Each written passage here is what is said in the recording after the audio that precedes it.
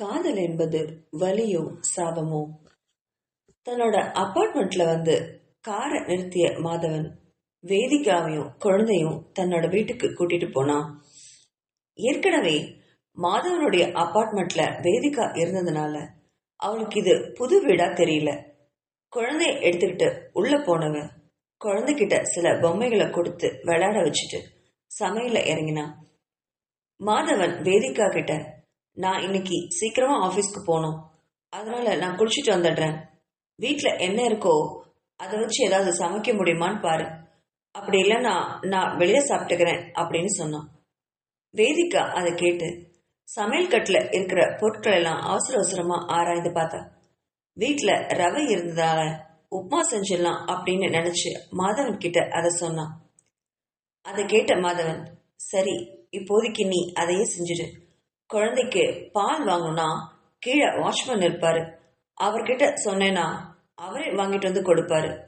வேற சமைக்கிறதுக்கு ஏதாவது வேணும்னா கூட அப்புறமா நீ அவர்கிட்ட சொல்லு அப்படின்னு சொன்னவன் தன்னோட அறைக்கு போய் குளிக்க போனான். அவன் குளிச்சுட்டு உடைய மாத்திட்டு வர்றதுக்குள்ள வீட்டுல இருந்த பொருட்களை எல்லாம் வச்சு ஒரு ருசியான உப்மாவையும் செஞ்சு வச்சா. உப்மாவுக்கு தொட்டுக்க அதே பொருட்களை எல்லாம் வச்சு ஒரு சட்னியும் செஞ்சு வச்சா. அதை ரசிச்சு சாப்பிட்ட மாதவன் அலுவலகத்திற்கு கிளம்பிட்டான். ரொம்ப நாளைக்கு அப்புறம் தன்னோட குழந்தையோட இன்னைக்கு ரொம்ப நேரம் செலவிடலாம் அப்படின்னு நினைச்சு அவளுக்குள்ள மகிழ்ச்சி ஊற்றா பெருகுச்சு. குழந்தைக்கு சாப்பிட கொடுத்தவ அவளும் குளிச்சுட்டு வந்து குழந்தை கூட ரொம்ப நேரம் விளையாடினான். கொஞ்ச நேரத்திலே குழந்தை தூங்கினதும் அவளும் கொஞ்ச நேரம் தூங்கினான். மாதவன் சொன்னது மாதிரி அப்பார்ட்மெண்ட்ல இருந்த வாட்ச்மேன் கிட்ட லிஸ்ட் கொடுத்தா. தேவையான சமையல் பொருட்களை எல்லாம் கொடுத்து வாங்கிட்டு வந்து மாலையில மாதவனுக்காக ஆசையா சிற்றுண்டி சமைச்சு வச்சா. மாதவன் அலுவலகத்திலிருந்து வீடு திரும்பினதும் வேதிகா செஞ்சு வச்சிருந்த சிற்றுண்டிய சாப்பிட்டு குழந்தை கூட கொஞ்ச நேரம் விளையாடினவன் அலுவலக வேலைகள்ல இறங்கினான். இரவு உணவின் போதும் மாதவன் கிட்ட எதுவுமே பேசல வேதிகா. இரவு உணவை முடிச்சுக்கிட்ட மாதவன் குழந்தையை எடுத்துக்கிட்டு தன்னோட படுக்கை அறைக்கு போனான். அதை கண்ட வேதிகா, இனி காலையில தான் தன்னோட மகன் தன்னோட கைக்கு கிடைப்பான் அப்படின்னு ஏக்கத்தோட நினைச்சவன் ஹால்ல எப்பவும் போல படுக்கையை விரிச்சபடி படுத்துக்கிட்டா. கார்ல வந்த சலுப்போ அல்லது காலையில இருந்து தன்னோட மகன் கூட விளையாடின சோர்வோ தெரியாது. வேதிகா பாய் விரிச்சு படுத்த உடனே தூங்கிட்டா. ஆனா அறைக்குள்ள தன்னோட குழந்தைய எடுத்துட்டு போன மாதவனுக்கோ தூக்கமே வரல. அதுக்கு ஏத்த மாதிரி குழந்தையோ சுறுசுறுப்பா விளையாடிட்டே இருந்தது.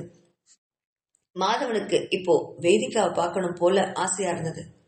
ஆனா குழந்தையோ ரொம்ப சந்தோஷத்தோட தன்னோட அப்பா கூட விளையாடிட்டே இருந்தது. அதை பார்த்தவனுக்குள்ள உள்ளூர மகிழ்ச்சி இருந்தாலும் வேதிகாவை மனசளவுல திட்டிகிட்டே இருந்தான்.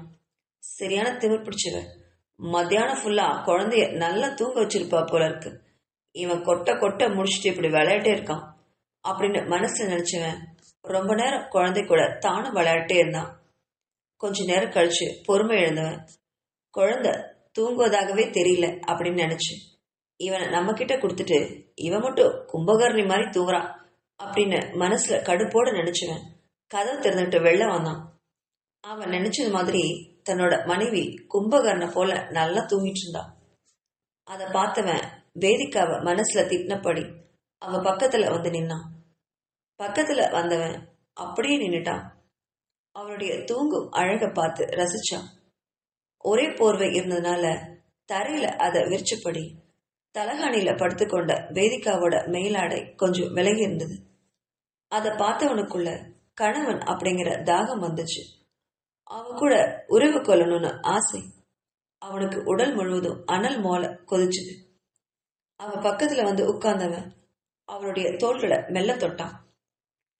ஆனா வேதிகா எத்தனையோ நாட்களா சரியா தூங்காம இருந்ததுனாலயோ என்னவோ இன்னைக்கு ரொம்ப அசந்து தூங்கிட்டு இருந்தான். அவன் கைப்பட்டதும் கொஞ்சம் அசைஞ்சு மறுபக்கம் திரும்பி படுத்துக்கிட்டா. அப்போ அவளுடைய மேலாட மேலுமே விலக ஆரம்பிச்சது. அதை பார்த்தவனுக்கு காமத்தி அதிகரிச்சது. அவனால அதுக்கு மேல பொறுக்க முடியாம அவன் மேல அப்படியே படுத்துக்கிட்டான். தான் மேல ஏதோ ஒரு பாரத்தை உணர்ந்தவன் திடுக்கிட்டு கண்ணு வச்சு பார்த்தா.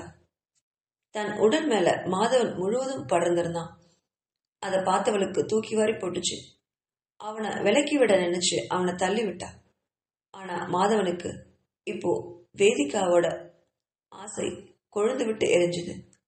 கணவன் அப்படிங்கிற உரிமையை நிலைநாட்ட வந்தவன் கிட்ட இவன் இப்படி தள்ளி விடுறது அவளுக்கு ரொம்ப அவமானத்தையே கொடுத்துச்சு. அதனால கோவத்துல அவளுடைய கன்னங்களை பிடிச்சு அழுத்தி பிடிச்சான். ஏய், என்னடி, நான் உன் புருஷன், அது உனக்கு ஞாபகம் இருக்கா இல்லையா அப்படின்னு கேட்டவளுடைய கழுத்து பகுதியில மென்மையா முத்தமிட்டவன். பிறகு அவளுடைய உடம்புல அவனுடைய உதடுகள் மேய ஆரம்பிச்சுது. அவளால அவனை தடுக்கவே முடியல. எவ்வளவு போராடி பார்த்தா. ஆனா மாதவனும் அவளுடைய 2 கைகளையுமே பிடிச்சு அவளுடைய தலைக்கு மேல வச்சு அழுத்திட்டு இருந்தான். அவளால நகரக்கூட முடியல. இப்போ என்ன பண்றது அப்படின்னு தவிச்சபடி இருந்தவன் மாதவனுடைய உதடு தன் உடல்ல மேயறத உணர்ந்தவளுக்குள்ள மாதவன் தன் கணவன் அப்படிங்கறத நினைவுல வச்சு அவனுக்கு இசைஞ்சு கொடுக்க ஆரம்பிச்சா வேதிகா. வேதிகா தன்னை தடுக்கிறத நிறுத்திக்கிட்டா அப்படின்னு நினைச்சவனுக்குள்ள அவன் மேல ஆசை ரொம்ப வந்தது. மேலும் அவன் செயல்களை முன்னேற்றிட்டே போனான். தன் கணவனிடம் தன்னை இழக்க தயாரானா வேதிகா. அப்போ திடீர்னு குழந்தையோட வீரிட்டு குரல் கேட்க சட்டுன்னு மனைவி கிட்ட இருந்து சுயநினைவுக்கு வந்தவன் ஐயோ ஆதவ் அப்படின்னு பதறிப்படி எழுந்தான். தன் கணவனை தொடர்ந்து வேதிக்காவும் எழுந்து அவனுடைய படுக்கை அறைக்கு போனான். அங்க குழந்தை மாதவனுடைய படுக்கையில உட்கார்ந்துட்டு தன்னை கவனிக்க யாருமே இல்லை அப்படின்னு நினைச்சவன் பொம்மையை தூக்கி தூக்கி வீசினபடி அழுதுகிட்டே இருந்தான். அதை பார்த்த மாதவன் தன்னோட மகனோட பிடிவாதத்தை கண்டு ரசிச்சான். சரியான போக்கிரி, அவன்கிட்ட கொஞ்ச நேரம் நம்ம இல்லைன்னு தெரிஞ்ச உடனே எவ்வளவு ரகலை பண்றான் பாரு அப்படின்னு வேதிகா கிட்ட சொன்னவன் ஓடி வந்து தன்னோட மகனை எடுத்துக்கிட்டான். அதை பார்த்த வேதிகாவோட உதட்டுல புன்னகையுடன் தன் கணவனையும் தன் மகனையும் கண்டு ரசிச்சா. இங்க வந்த ஒரு நாள் கூட ஆகல. இந்த ஒரு நாள்ல மனசுல அவ்வளவு நிம்மதியும் சந்தோஷமும் வேதிகா கிட்ட இருந்தது. இந்த சந்தோஷத்தை வாழ்நாள் முழுவதும் இழந்துட்டோமே அப்படின்னு தவிச்சு போன மனசோட கணவனையும் தன் மகனையும் ஏக்கத்தோட பார்த்துக்கிட்டே நின்னான். அவன் நின்னதை பார்த்த மாதவன் ஏய், என்னடி இப்படி திருட்டு மூடி முடிச்சுட்டு நீ அங்கேயே நிக்கிற? இவனை வந்து வாங்கிக்கோவா. இவனை கொஞ்ச நேரம் தயவு செஞ்சு தூங்க வை. எனக்கும் நாளைக்கு ஆபீஸ் போகணும். அது மட்டும் இல்லாம நாளைக்கு சாயங்காலம் இவனை செக்கப் பெற கூட்டிட்டு போகணும். இவன் நைட்டு 12 மணி ஆகியும் இப்படி துரு துருன்னு விளையாட்டே இருந்தா எப்ப தூங்குவான்? இதுக்கெல்லாம் நீதான் காரணம். மத்தியானம் அவனை நீ நல்லா தூங்க வச்சிருக்க. அதனாலதான் நைட்டு ஃபுல்லா இப்படி தூங்காம ரகலை பண்றான். இவன் கிட்ட மாட்டிட்டு நான் இங்க திண்டாடிட்டு இருக்கேன், நீ மட்டும் அங்க போய் நிம்மதியா தூங்கிட்டு இருக்கியே அப்படின்னவன் ஆதவ தூக்கிட்டு வந்து அவகிட்ட கொடுத்தான். குழந்தைய ஆவலோட வாங்கிக்கிட்ட வேதிகா அவனை தோல் மேல போட்டுட்டு தட்டி கொடுத்தா. ஆனா அவனும் தூங்காம தன்னோட அம்மாவோட கழுத்து தாலியில விளையாடிட்டே இருந்தான். கொஞ்ச நேரம் அதை வேடிக்கை பார்த்த மாதவன் போதுண்டி, அம்மாவும் மகனும் இப்படி லைட்டை போட்டு என் உயிரை எடுக்காதீங்க. தயவு செஞ்சு லைட் ஆஃப் பண்ணு, எனக்கு தூக்கம் வருது. நீ அங்க படுக்க வேணாம், இங்க இருந்தே பெட்லயே படுத்துக்கோ. பையனை நடுவுல படுக்க வச்சுட்டு நீ அந்த பக்கம் படு. அவனை தயவு செஞ்சு தூங்க வை. நானும் தூங்க போறேன். இவனை இப்போதைக்கு தூங்குற மாதிரி இல்லை, நாளைக்கு நான் வேலைக்கு போகணும் அப்படின்னு சொல்லிட்டு வேதிக்காவை பார்த்து பெருமூச்சு விட்டபடி தன்னோட படுக்கைய சரி பண்ணிட்டு படுத்துக்கிட்டான் மாதவன். அவன் படுத்ததும் அவனுக்கு பக்கத்துல தன்னோட மகனை படுக்க வச்சு அவளும் மறுபடியும் அந்த பக்கமா படுத்து மகனை தட்டி கொடுத்து ஆரம்பிச்சா. அவளுமே தூங்க ஆரம்பிச்சிருந்தா. கொஞ்ச நேரம் விளையாட்டே இருந்த குழந்தை அதுக்கப்புறம் தாயை அணைச்சபடி தூங்கினான். ரொம்ப நேரம் கழிச்சு கண்ணு விழிச்ச மாதவன் தன் மகன் வேதிக்காவை கட்டிக்கிட்டு தூங்கிட்டு இருக்கிறத பார்த்து பொறாம பண்ணான். இவனுக்கு இன்னைக்கு அதிர்ஷ்டம் அடிச்சிருக்கு, எனக்கு என்னைக்குதான் இவ பக்கத்துல படுக்கிற அதிர்ஷ்டம் கிடைக்குமோ. நானும் எத்தனையோ போராடி பார்த்துட்டேன். ஒரு நாள் இரவு கூட இவ கூட நான் சந்தோஷமா இருந்ததே இல்லை. கல்யாணமான அன்னைக்கு இவ கூட இருந்தது, அதுக்கப்புறம் இவ பக்கத்துல படுத்து பல வருஷம் ஆச்சு அப்படின்னு மனசுல நினைச்சவன் தன்னோட குழந்தை மேல கைகளை போட்டுட்டு தூங்க ஆரம்பிச்சான் மாதவன்.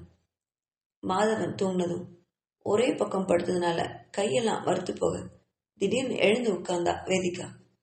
அப்போ மாதவனும் குழந்தைய அணைச்சுக்கிட்டு கால்களை தாமேல போட்டுக்கிட்டு தூங்கிட்டு இருந்த கணவனை பார்த்து ஆசையோட பார்த்துட்டு இருந்தா வேதிகா. மின்விசிறி காத்துல அவனுடைய கூந்தல் அசைஞ்சிட்டு இருந்தது. அதையும் அவனுடைய பிடிவாதமான உதடுகளையும் பார்த்தவளுக்கு தன்னோட கணவனை இழந்த வலி அவ மனசுல வந்து நின்னுச்சு. இந்த சுகம் இன்னும் ஒரு வாரம் மட்டும்தான் அவளுக்கு கிடைக்கும் அப்படின்னு நினைச்சவளுக்குள்ள மனசுல பெரும் வலி வந்தது. மாதவனையே ரொம்ப நேரம் பார்த்துட்டு உட்காண்டிருந்தா வேதிகா. அப்போ திடீர்னு கல்பனாவும் லதாவும் அவளை கண்டிச்சு அனுப்புனது நினைவுக்கு வந்துச்சு. தூக்கி வாரி போட்டுட்டு நல்லா விழிச்சிட்டு உட்கார்ந்தா. ஐயோ, இது எப்படி மறந்தே போனோம்? கொஞ்ச நேரத்துக்கு முன்னாடி மாதவன் தன்னை தொட்டானே, நம்மளை இழந்திருந்தா இந்நேரம் லதாவும் கல்பனாவும் சொன்னது பழிச்சிருக்குமே. இவங்களை போய் எப்படி மறந்தோம்? நல்ல வேலை ஆதவ் அழுது தன்னை காப்பாத்தினான் அப்படின்னு நினைச்சவளுக்குள்ள கண்ணீர் முட்டிட்டு வர குழந்தைய அணிச்சபடி மீண்டும் தூங்க ஆரம்பிச்சிருந்தா. இனி எந்த காரணத்து கொண்டும் தன்னோட கணவனை தன்னை தொடவே விடக்கூடாது அப்படின்னு மனசுல தீர்மானமா நினைச்சவ அமைதியோட அடுத்த நாள் விடியலுக்காக காத்திருந்தா. காதல் என்பது வலியோ சாபமோ? ராஜி எப்போதும் போல தன் படுக்கையிலிருந்து கண்ணு விழிச்சு எழுந்து உட்கார்ந்தா. அப்போ அவளுக்கு ஏதோ வித்தியாசமாக பட கண்களை நல்லா கசக்கி விட்டபடி அறைய சுத்தும் முத்தும் பார்த்தா. இந்த அறை ஏதோ வித்தியாசமா இருக்கிறது மாதிரி அவளுக்கு பட்டுச்சு. இது என்னோட அறையே இல்லையே அப்படின்னு நினைச்சவ படுக்கையிலிருந்து வேகமா எழுந்து நின்னா. ஆனா நிக்க முடியாம தலை சுத்தவும் கால் தடுமாறவும் மறுபடியும் அப்படியே படுக்கையில விழுந்தா. எனக்கு என்னாச்சு அப்படின்னு நினைச்சபடி மீண்டும் கண்களை நல்லா கசக்கிட்டு எழ முடியாம எழுந்து உட்கார்ந்தவ அங்க இருக்க கடிகாரத்துல மணிய பார்த்தா. அது 11ன்னு சொல்லுச்சு. காலை 11 மணிக்கா? இவ்வளோ நேரமா நான் தூங்கினேன் அப்படின்னு குழம்புனவ அங்குள்ள ஜன்னலை பார்த்தா. அங்க சூரிய வெளிச்சமே இல்லை. அப்படின்னா நைட்டு 11 மணியா அப்படின்னு குழம்பி போய் அவன் எப்படி இங்க வந்தோம்? இது என்னோட அறையும் இல்லையே, என்னோட வீடு கூட இல்லை போல இருக்கே அப்படின்னு தலையை பிடிச்சவாறு யோசிச்சுட்டு இருந்தா.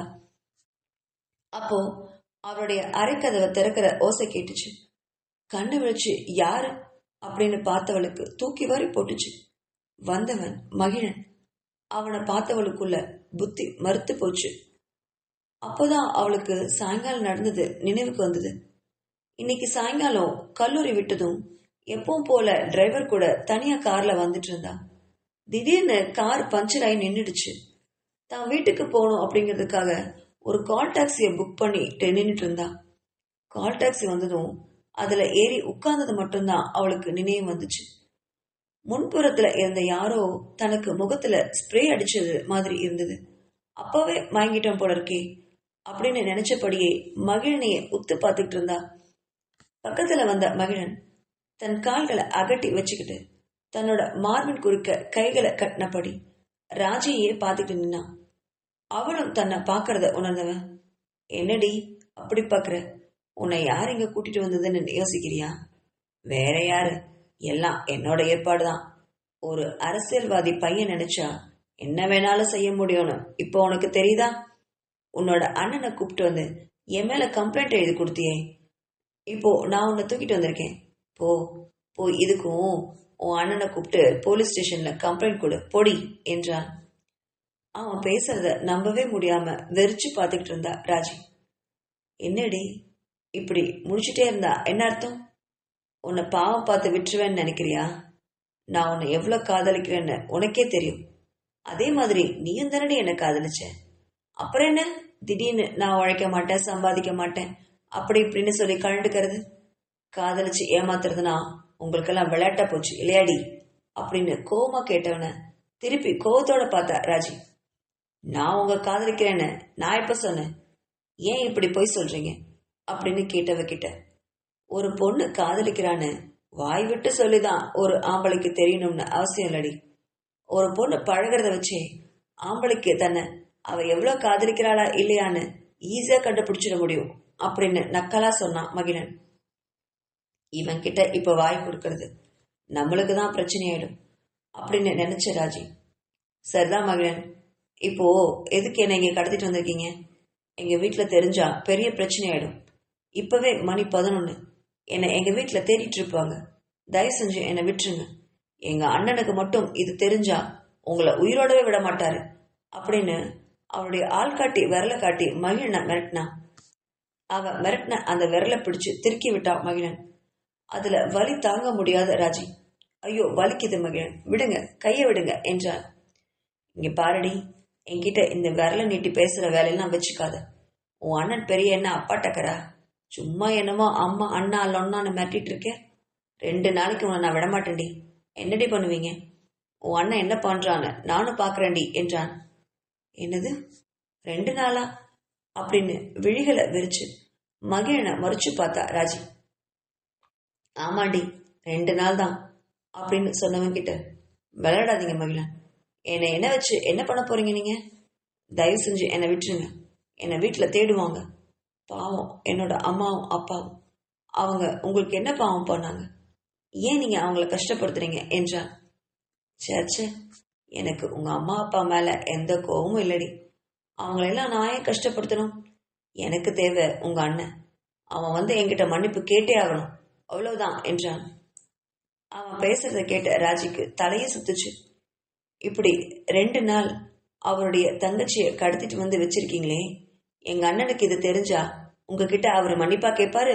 உங்களுக்கு மண்டையில மூளை இல்லையா மகிழன்? ஏன் இப்படி பண்றீங்க அப்படின்னு எழுந்து நின்று கத்தினா. அவ கத்துறத கேட்ட மகிழனுக்கு கோபம் தலைக்கு எரிச்சு ஓங்கி அவளை பலார்னு ஒரு அடி அடிச்சான். அவன் அடிச்சதுல படுக்கையில விழுந்த ராஜி கன்னத்தை கையில தாங்கிட்டு அவனை திருன்னு பார்த்தா. இங்க பாருடி, இது என்னோட வீடு. என்கிட்ட இந்த அதிகாரம் பண்ற வேலை, கத்துற வேலையெல்லாம் வச்சுக்க கூடாது, புரிஞ்சுதா?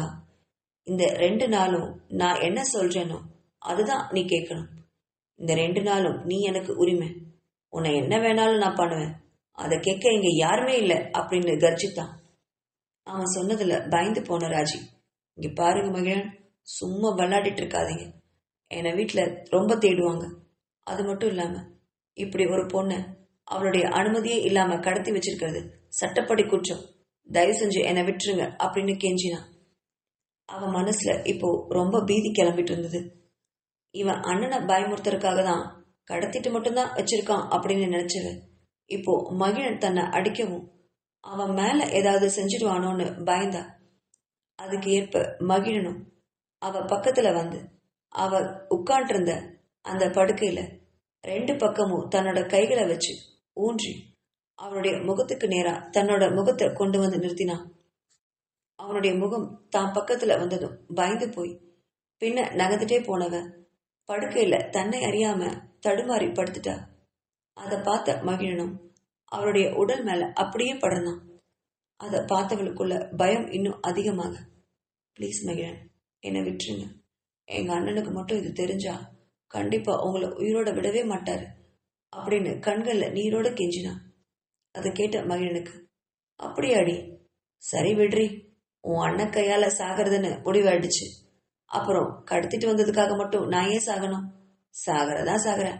உன்னை விரும்பின உன்னை அனுபவிச்சுட்டே சாகுறனே அப்படின்னு வக்ரமா சொன்னான் மகிழன்.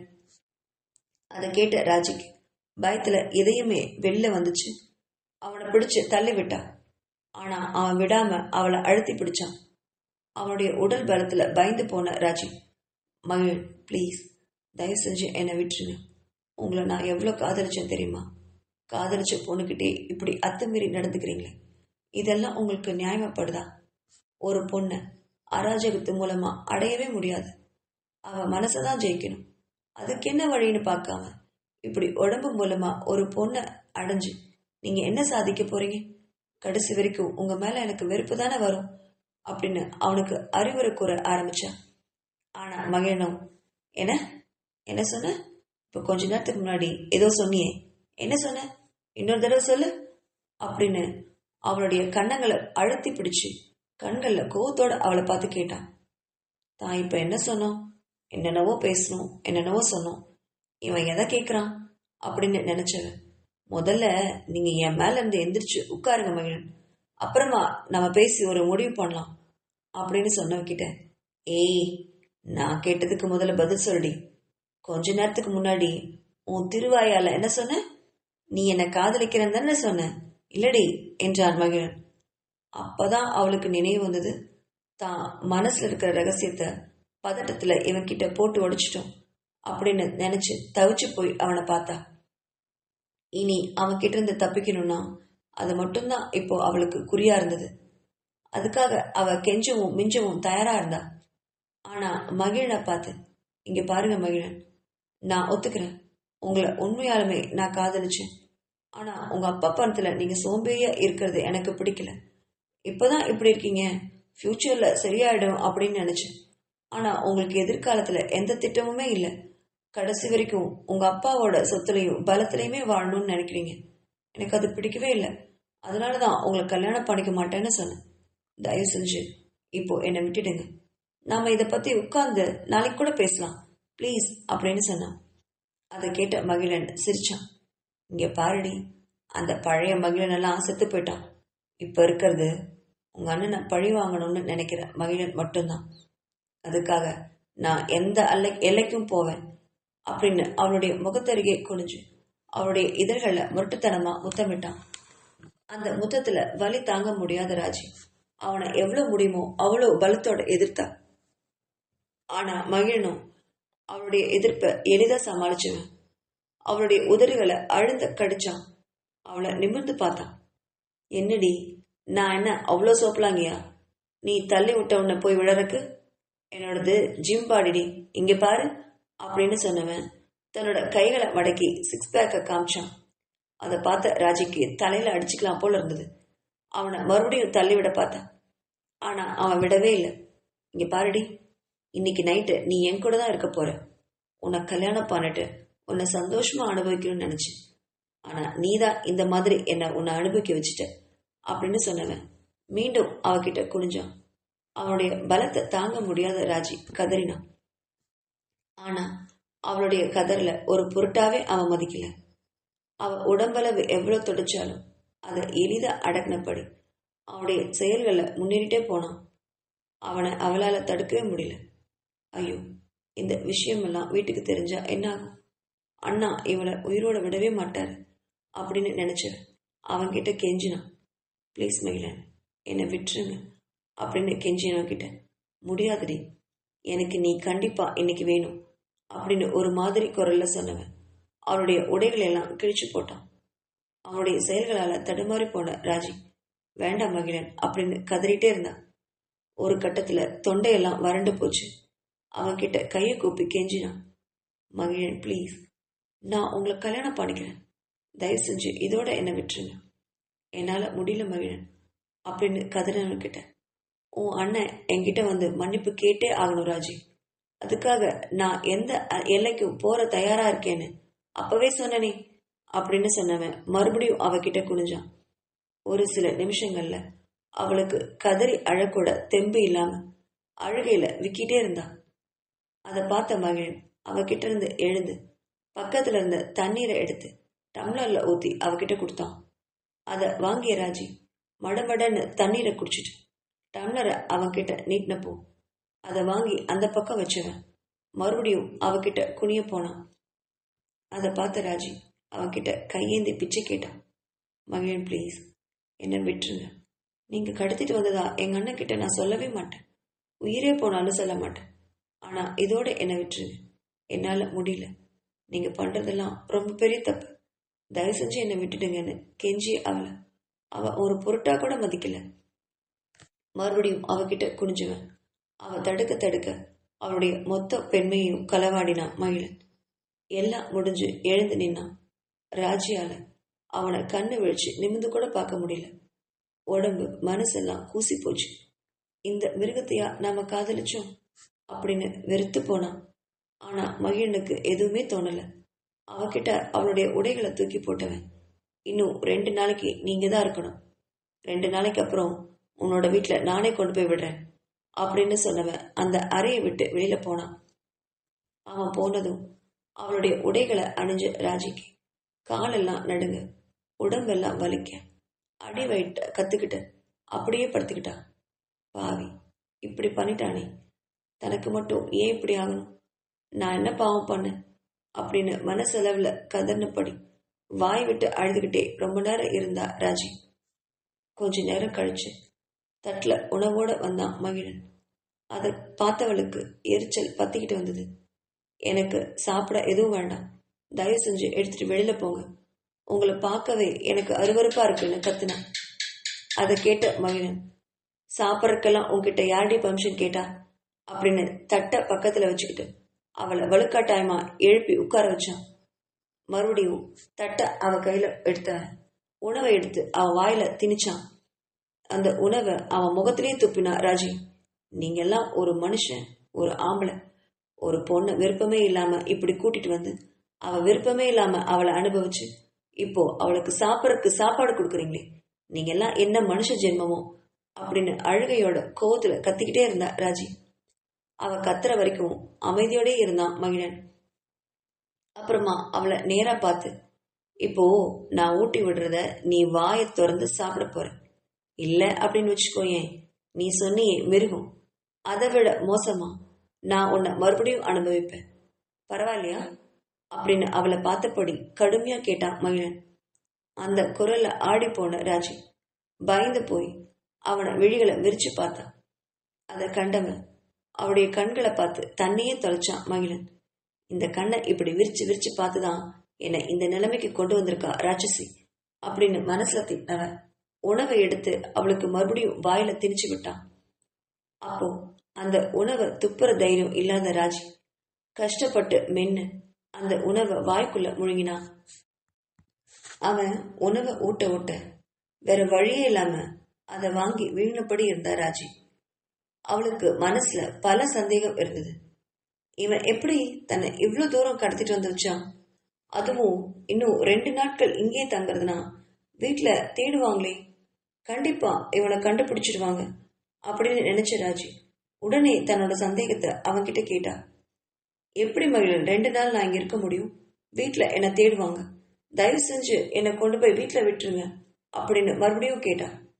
அதை கேட்ட மகிழன் அழகா சிரிச்சுப்படி, அதெல்லாம் உங்க வீட்டுல தேட மாட்டாங்க, நான் அதுக்கு தகுந்த மாதிரி தான் பிளான் பண்ணிருக்கேன் அப்படின்னு சொன்னான். அதை கேட்ட ராஜிக்கு ஒண்ணுமே புரியல. என்ன சொல்றீங்க?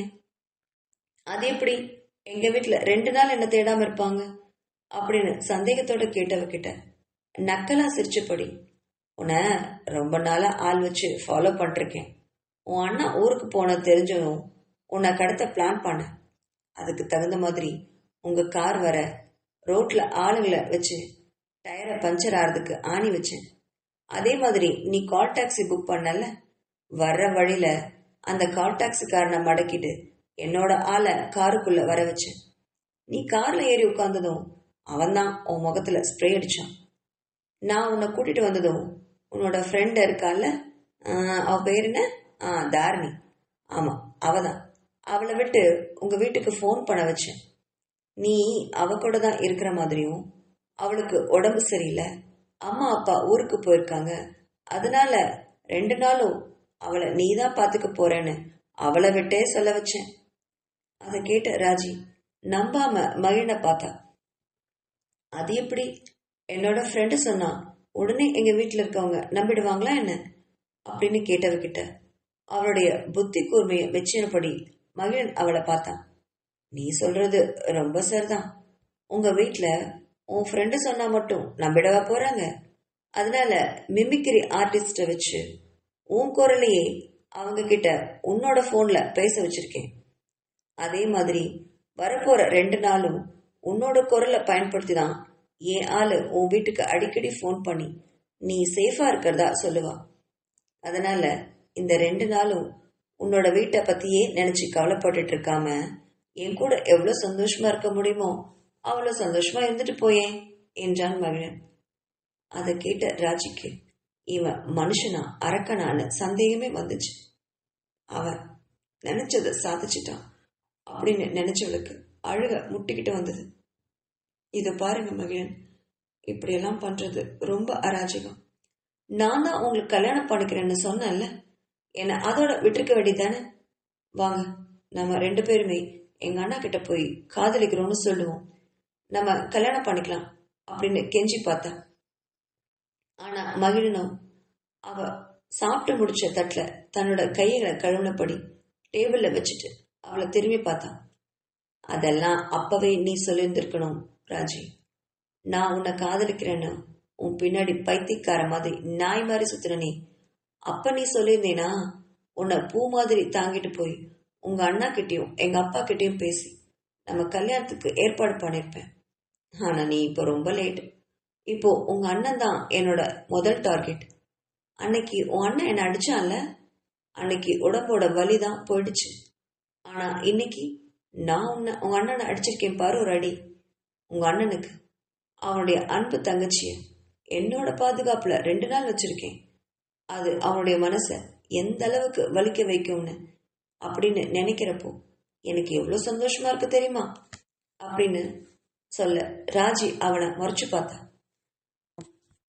இதெல்லாம் ரொம்ப பெரிய அநியாயமா உங்களுக்கு தெரியலையா மகிழன்? என்ன ஆனாலும் என் அண்ணன் உன்கிட்ட வந்து மன்னிப்பு கேட்க நான் விடவே மாட்டேன். இதுக்கு மேல என்ன பண்ணிட முடியும் உங்களால? அதுதான் எல்லாம் பண்ணிட்டீங்களே அப்படின்னு அலட்சியத்தோட கேட்டா ராஜி. அவ கேட்ட கேள்வியில அதிர்ந்தான் போனான் ஒரு வினாடி மகிழன். ஆனா தன்னை சமாளிச்சபடி அதையும் தான் பார்க்கலாமாடி அப்படின்னு சொன்னவன் மீண்டும் அவகிட்ட குனிஞ்சான். அதை எதிர்பார்க்காத ராஜி, வேண்டாம் மகிழன், என்னால முடியல. இப்பதானே கொஞ்ச நேரத்துக்கு முன்னாடி ப்ளீஸ் மகிழன் போதும் அப்படின்னு சொன்னவகிட்ட இந்த வரப்போற 2 நாளும் எனக்கு எப்பெல்லாம் தோணுதோ அப்பெல்லாம் நான் உன்கிட்ட வருவேன். உன்னால என்ன தடுக்க முடியாது அப்படின்னு சொன்னவன் மீண்டும் அவகிட்ட குனிஞ்சு தன்னோட ஆசைகளை நிறைவேற்றிக்கிட்டான் மகிழன். அடுத்து வந்த 2 நாட்களும் மகிழன் ராஜி கிட்ட தன்னோட ஆசைகளை தீர்த்துக்கிட்டான். 2 நாள் கழிச்சு அவளை வீட்டுக்கு கூட்டிட்டு போனான் மகிழன். கார்ல ஏறி உட்கார்ந்தவளுக்கு இனி வாழ்க்கையில என்ன இருக்கு அப்படின்னு புரியாம விரக்தியோட எங்கேயோ பார்த்துக்கிட்டு வந்துட்டு இருந்தான். அவளை 2-3 தடவை திரும்பி பார்த்த மகிழன் அவ எங்கேயோ பார்த்தபடி உட்கார்ந்து இருக்கிறத பார்த்தவனுக்குள்ள ஒரு குற்ற உணர்வு வரத்தான் செஞ்சது.